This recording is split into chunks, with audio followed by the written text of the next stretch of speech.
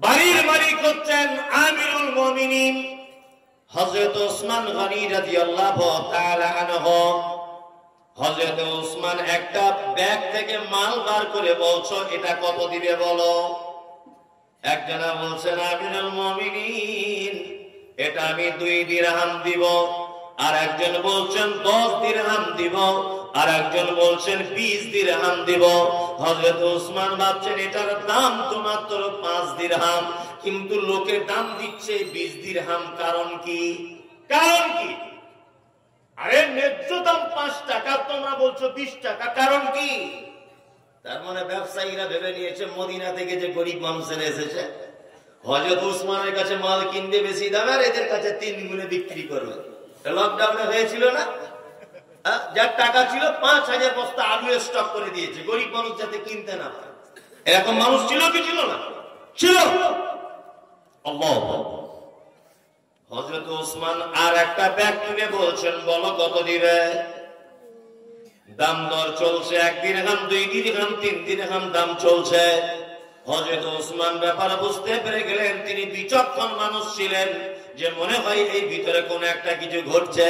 হযরত ওসমান উঁচু একটা জায়গাতে দাঁড়ালেন। দাঁড়ার পরে তিনি দেখতে পাচ্ছেন যে পিছনের দিকে কিছু মহিলারা আর কিছু নারীরা আর কিছু বাচ্চা কাচ্চা তারা যেন হাত বাড়াচ্ছেন। মানে ব্যবসায়িকদের এত ভিড় জমেছে, বিদেশ থেকে মাল এসেছে বলে, যে তারা যেন হযরত ওসমানের কাছে পর্যন্ত পৌঁছাতে পারছে না। হযরত ওসমান উঁচু জায়গা থেকে নেমে লোকগুলোকে ফেলে দিয়ে বলছেন আমাকে একটু যেতে দাও। যাওয়ার পরে হযরত ওসমান দেখছেন কারো কোলে আছে বাচ্চা, কারোর পেটে আছে বাচ্চা, কারোর কাঁধে আছে কলসি, কারোর মাথায় আছে আপনার কাপড়ের পুটলি। হযরত ওসমান জিজ্ঞাসা করে বলছেন তোমাদের বাড়ি কোথায় বলো? বলছে তোমার সাথে বলবো না। বলছে কেন আমার সাথে বলবে না?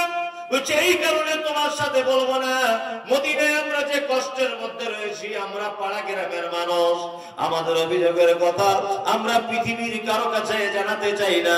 আমরা জানাবো কার কাছে? না হযরত ওসমানের কাছে।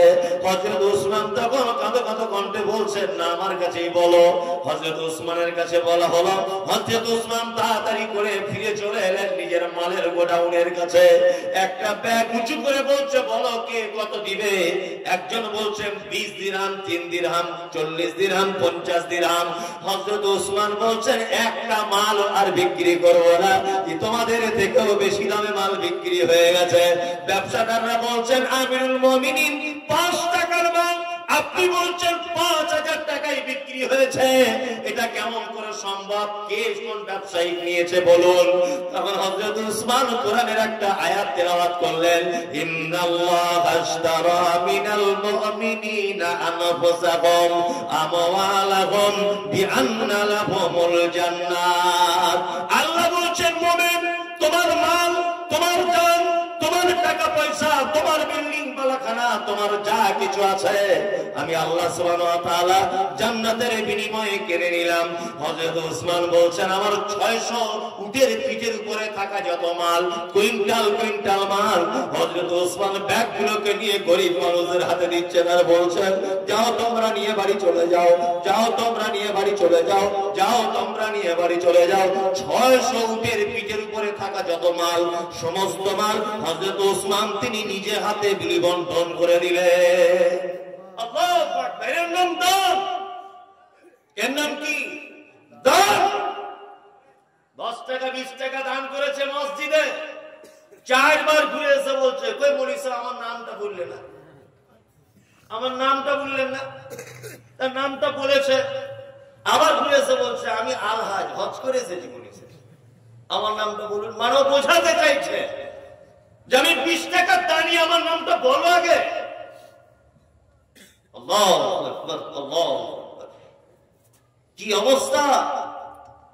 দান এবং সাদকা এটা এমন একটি বিষয়, মুহাম্মদ সাল্লাল্লাহু আলাইহি ওয়াসাল্লাম তিনি বলছেন ইত্তাকুল্লাহ ওয়ালাউ বিশিক্কি তামারিন, জাহান্নাম থেকে বাঁচার জন্য তোমার কাছে নিরুপায় কিচ্ছু নেই।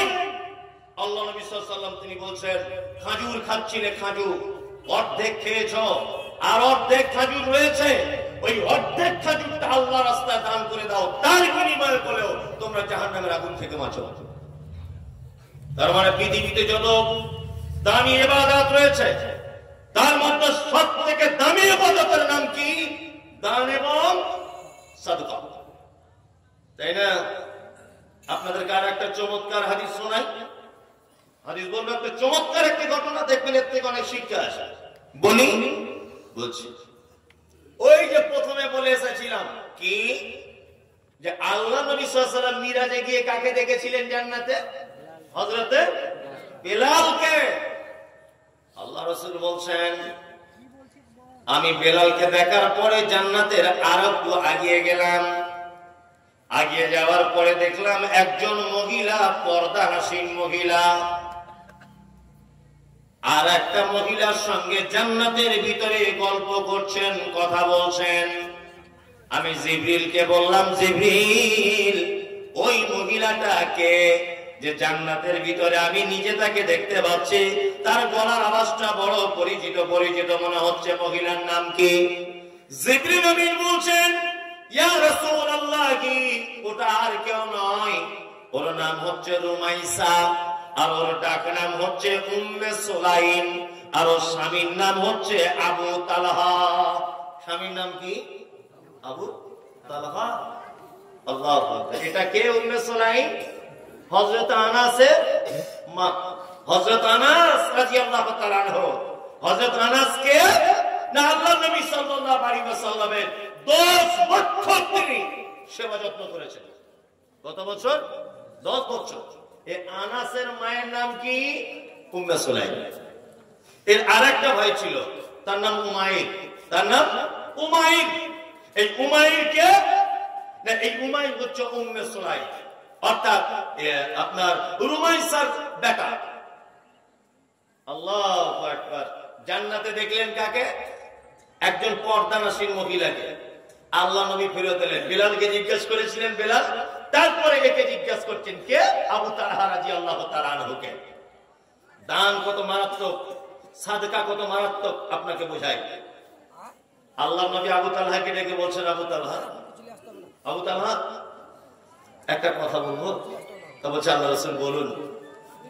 বলছে, জান্নাতের ভিতরে তোমার স্ত্রীকে দেখেছি আবু তালহা, তোমার স্ত্রী আরেকজন মহিলার সঙ্গে জান্নাতের ভিতরে কথা বলছিল, আমি দেখে এসেছি।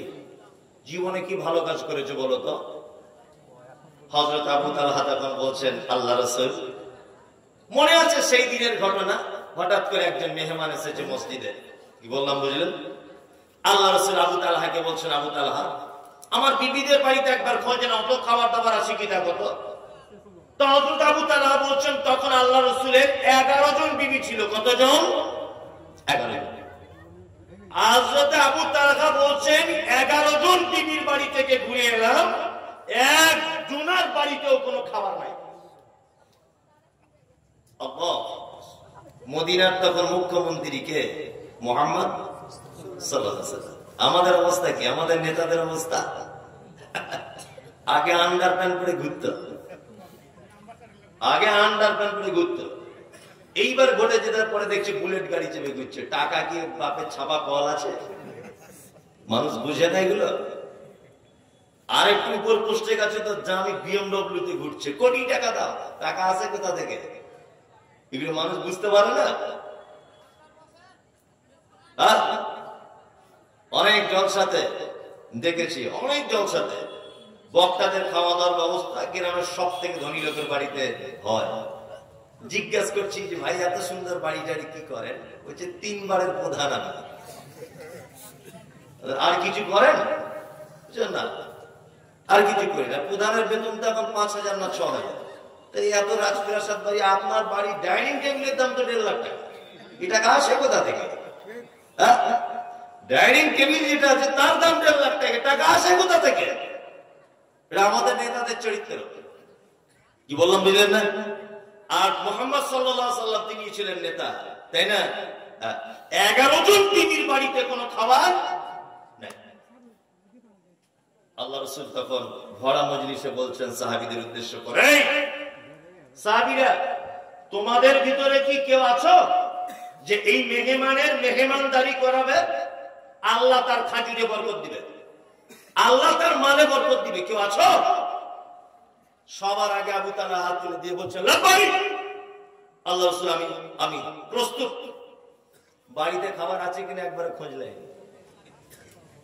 কি বললাম বুঝলেন? আমাদের অবস্থা কি বর্তমান?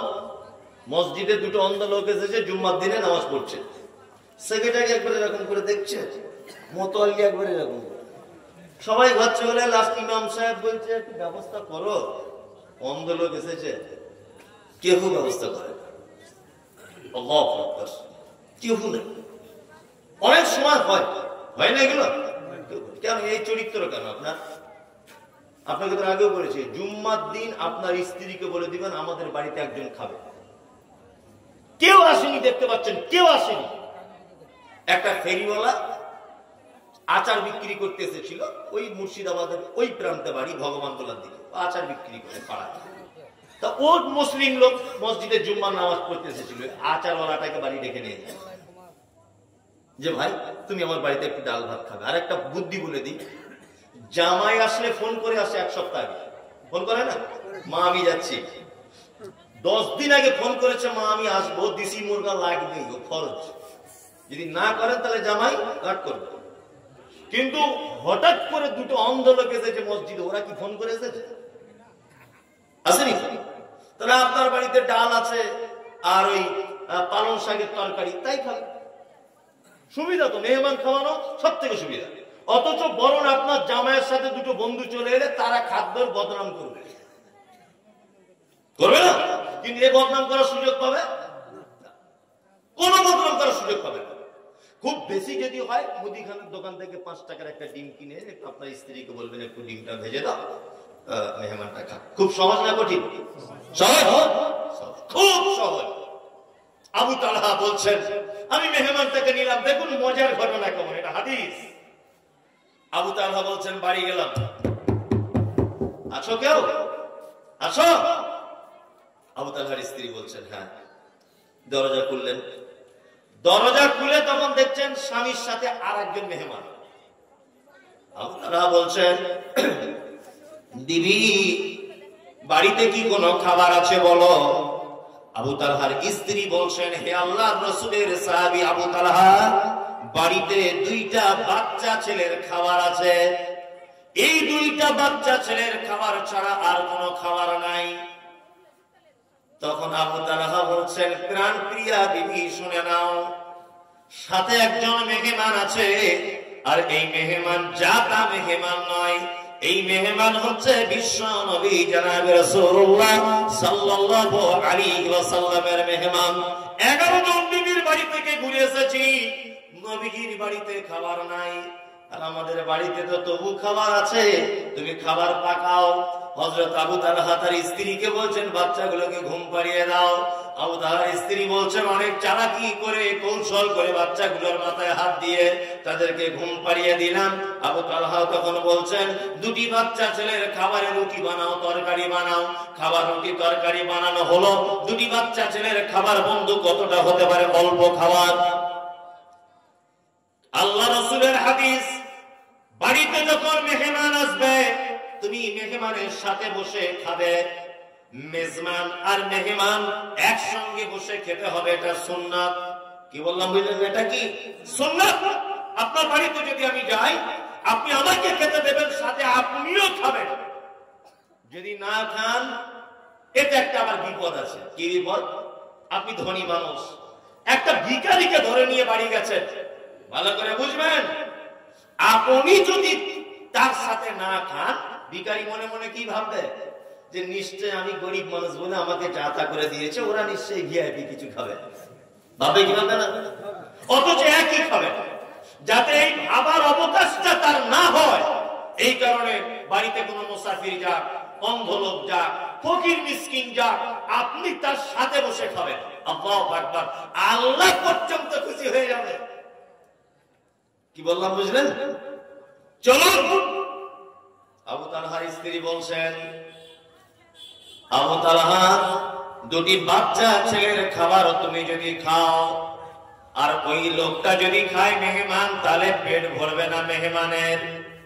আবু তালহা বলছেন বিবি রে, দ্বিতীয়বার খাদ্য দেবার নাম করে খাবারের মাঝখানে যে প্রদীপ জ্বলবে, মানে ঘটনা রাতের বেলা, এই প্রদীপটা আমি ফুঁক দিয়ে নিভিয়ে দিব, আর আমি এমনিতেই মুখে তুলবো তরকারি আর রুটি, আর এমনিতেই কালটাকে নাড়বো, কিন্তু আমি খাবো না।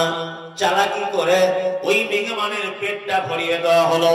সকালবেলাতে বিশ্বনবী বললেন, ও আবু তালহা, তোমাদের স্বামী স্ত্রী দুজনাকার রাতের ব্যবহারে স্বয়ং আল্লাহ পর্যন্ত হেসে দিয়েছে। আল্লাহ পর্যন্ত হেসেছে। পৃথিবীর একজন স্বামী স্ত্রীর ব্যাপারে একদম সহিহ হাদিস, তাদের কর্মকাণ্ড দেখে আল্লাহ পর্যন্ত আসমানে হেসে দিয়েছে। এ কি অবস্থা!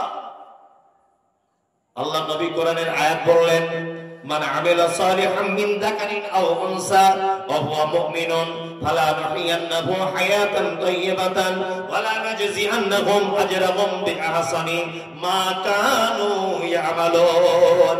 আল্লাহ বললেন, নারী হোক এবং পুরুষ হোক, তোমরা যদি কেউ ভালো কাজ করো, আমি আল্লাহ হায়াতান তাইয়্যিবাতান, দুনিয়াতে প্রাইজ দিয়ে দেব। তার জ্বলন্ত প্রমাণ হচ্ছে হযরতে বেলাল, তার জ্বলন্ত প্রমাণ হচ্ছে আবু তালহার স্ত্রী।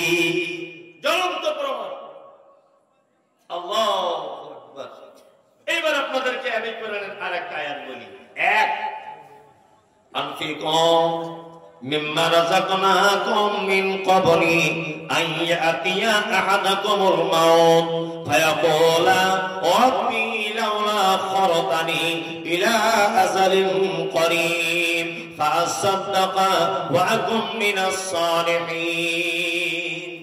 একজন মানুষ যখন মারা যায়, তার কাছে যখন মালাকুল মউত চলে আসে, বিশ্বনবী বলেছেন, লোকটা যদি মুমিন হয়, মুমিন যদি লোকটা হয়, মুমিন ঈমানওয়ালা যদি হয়, গ্লাসের তলার পানি থাকলে পানিটা যেমন ঢেলে দেওয়ার পরে টাইম লাগে না বা বোঝা যায় না পানিটা পড়লো কিনা, অল্প পানি যদি থাকে গ্লাসের ভিতরে, আপনি যদি পানিটা ফেলে দেন সহজে বোঝা যাবে না যে পানিটা পড়ে গেল।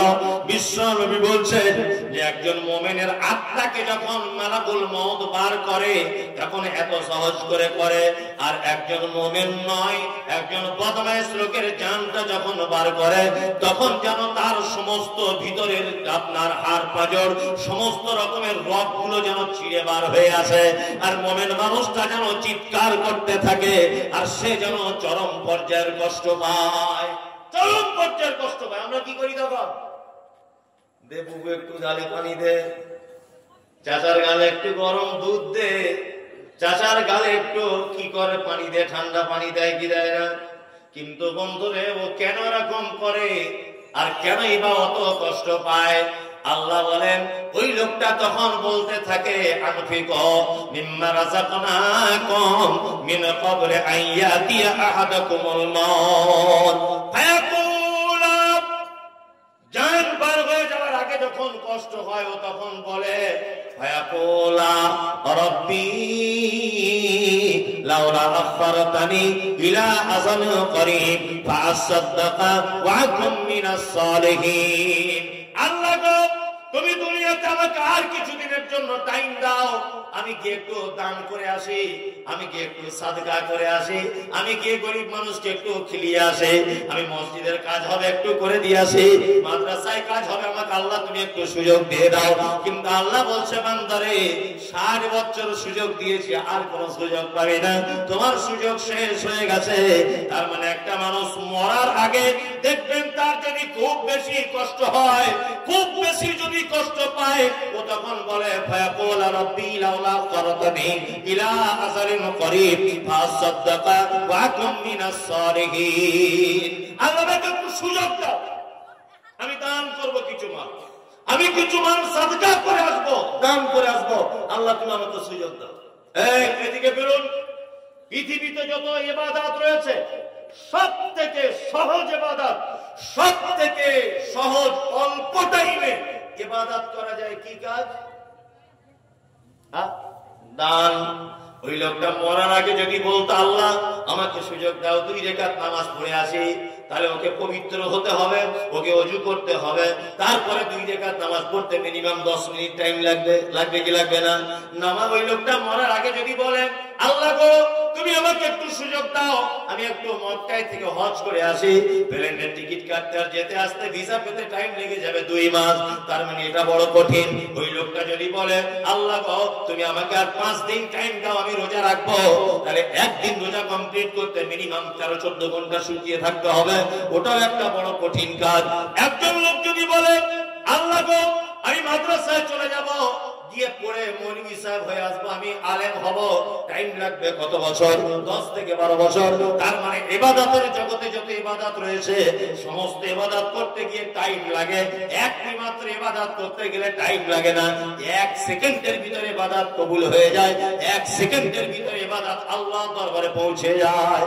গরিব মানুষ রাস্তায় হাত পেতেছিল, খতম করে একটা 500 টাকা নোট বার করে দিয়ে দিল, টাইম লাগলো? খুব জোর হলে 2 সেকেন্ড টাইম লাগলো।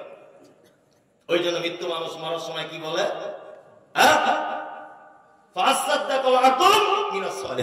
আল্লাহ তুমি কিছু দান করার সুযোগ দাও আমাকে, দান করার সুযোগ। এবার একটা লোক মারাই গেল, একটা লোক মারা গেল, তারপরে মুহাম্মদ সাল্লাল্লাহু আলাইহি ওয়াসাল্লাম কি বলছেন? আল্লাহ রাসূল বলেছেন একজন মানুষ যখন মারা যায় তার কবরে 3টে জিনিসের নেকি পৌঁছাতে থাকে। কটা? ইজা মাতাল ইনসান ইনকাতা আনহু আমালুহু ইল্লা মিন সালাসাতিন ইল্লা মিন সাদাকাতিন জারিয়াতিন আও ইলমিন ইয়ামতাফাউ বিহি আও ওয়ালাদিন সালিহিন ইয়াদউ লাহু। একজন মানুষ মারা যাওয়ার পরে তার কবরের ভিতরে 3টে জিনিসের নেকি পৌঁছাতে থাকে। 1 নম্বরে নবীজি বলেছেন সাদাকাতুন জারিয়াতুন। সাদকা জারিয়া বুঝেন? সাদকা জারিয়া বুঝায়, আমরা কি বুঝেছি আর সাদকা জারিয়া কি? আমার মাদ্রাসার 2 তলার ছাদ হচ্ছে, বোঝানোর জন্য বলছি। তা কোন একটা কোটিপতি লোক টাকার তার মনে হয় আল্লাহ শেষ দেয়, ভালো করে বুঝবেন। তা ওকে গিয়ে বলছি যে মাদ্রাসার ছাদটা ঢালাই দিব, 2 তলার উপরে বাচ্চারা থাকতে পারছে না, 1 তলাতে জায়গা হচ্ছে না। আমি নিজে গিয়েছি, কিছু যদি আপনি ছাদটা করে দেওয়ার ব্যবস্থা করতেন তাহলে একটু ভালো হতো। আপনি কিছু অন্তত পক্ষে দেন, কিছু দেন। তখনও বলছে না মাদ্রাসা দিয়ে কি হবে, ওখানে দিয়ে লাভ নাই। ভালো করে বুঝবেন। বলে আমাকে 200 টাকা ধরিয়ে দিল, চলে গেল। কিছুদিন পর লোকটা মারা গেল, তার বেটারা 2 লক্ষ টাকা খরচা করে 3000 লোককে বিরিয়ানি করে খাইয়েছে, বাপ মারা গেছে বলে। কি বলছি বুঝতে পারছো না? পরে শুনতে পেলাম যে 2-3 হাজার লোক খাইয়েছে বিরিয়ানি করে, বাপ মারা গেছে। আচ্ছা বলুন তো 10 পয়সা নাকি হয়েছে? অথচ ও যদি আমার মাদ্রাসার জন্য 10,000 টাকা দিয়ে বলতো 2 কুইন্টাল রড আমার পক্ষ থেকে, তাহলে কিয়ামত পর্যন্ত সাদকা জারিয়া নেকি পেত কি পেত না? পেত। আল্লাহ। যাই হোক, দানের ব্যাপার আর বেশি কি বলো, রাত্রি 12টা বাজে এখন।